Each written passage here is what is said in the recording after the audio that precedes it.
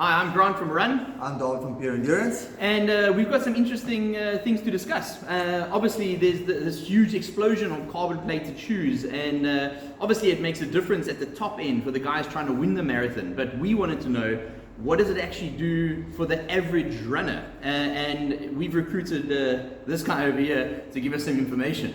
Yeah, a has-been. A has-been. Never was. Okay.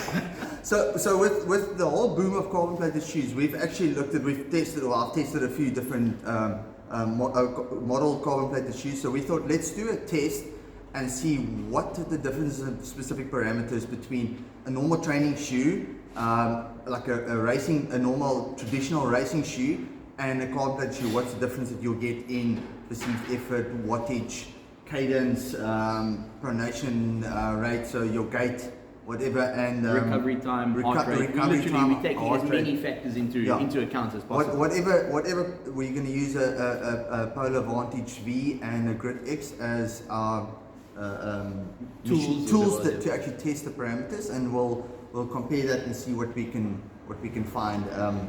And if what I actually personally experienced, or what we've experienced from talking to other people, if it actually is correct, or if it was just a placebo effect that various people get out of the shoes. 100%. So again, this is a real world test. So it's not about laboratories, it's not about specifics, because anything can be replicated in a laboratory. We want to know, does the average person on the road get any benefit from these sort of shoes? And that's really where we're going from there. Or is it just a very expensive cushion shoe that you're buying and that doesn't wear well, it doesn't last that long? Absolutely. So what we'll do is we'll obviously use a baseline shoe, so a normal traditional shoe like the Wave Rider 24. This is obviously also a plated shoe, because New Zealand was one of the first companies to use a plated shoe, but it's not the same type of plate that they use in the racing shoes now. It's actually a plate that increases a little bit of propulsion, but more for cushioning and stability purposes. So we'll use that as a base model. We might use just a normal cushion trainer that doesn't have a plate in it.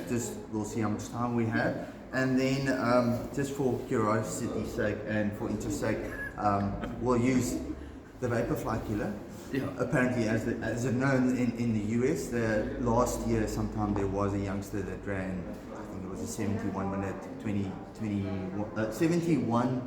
21k against guys that were running in Vaporflies and 4% and X% and all of that, and I think he was third in the race. So we actually just wanted to see how talented this guy was actually to run with a pair of Crocs. Is not the most comfortable thing to run with.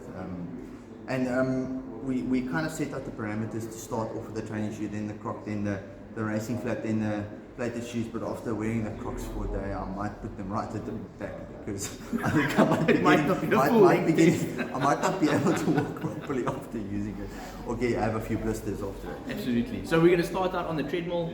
First, we're going to actually measure impact rates. We're going to measure levels of pronation, foot strike. We're going to see how those things alter, how the shoe alters those mechanics, so that when the real world test comes, we actually have an indication of what's going to perform where. And then we're actually going to take it to the park, and we're actually going to do loops that he's going to run on consecutive days, rested in between. We're going to monitor nutrition, sleep patterns. We're going to try and take as many variables out of it as possible. But like I said, this needs to be a real world test. We want to see if it impacts the normal person who has a bad night's sleep, and not just performance in a laboratory. And also take into account the pace that we're going to run at is, let's call it average Joe weekend warrior guys that are buying this shoe now. There's not a lot of Kenyans, Ethiopians out there that can run a sub 2.5 hour, sub 2:20 marathon. So if you think about it, generally nowadays guys are aiming to run a sub 3.5 hour marathon. So we'll be running trying around 4.5-5 minutes a K.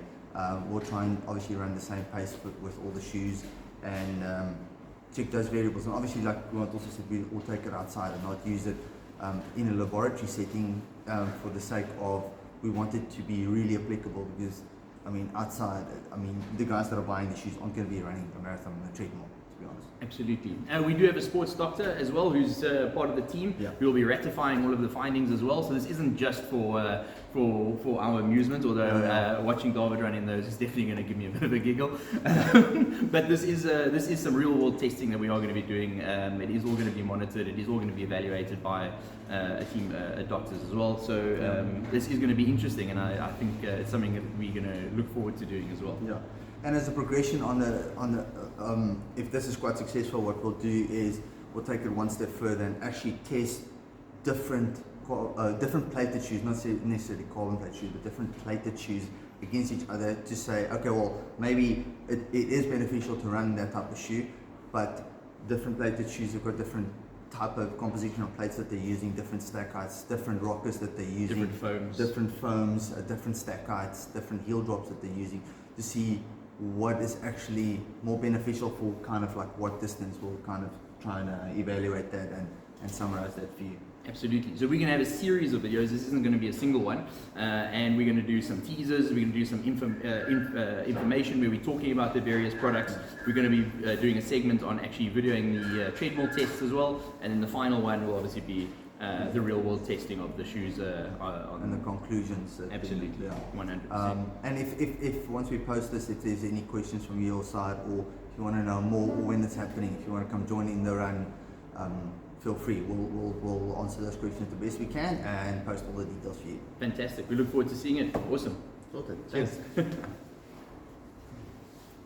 don't think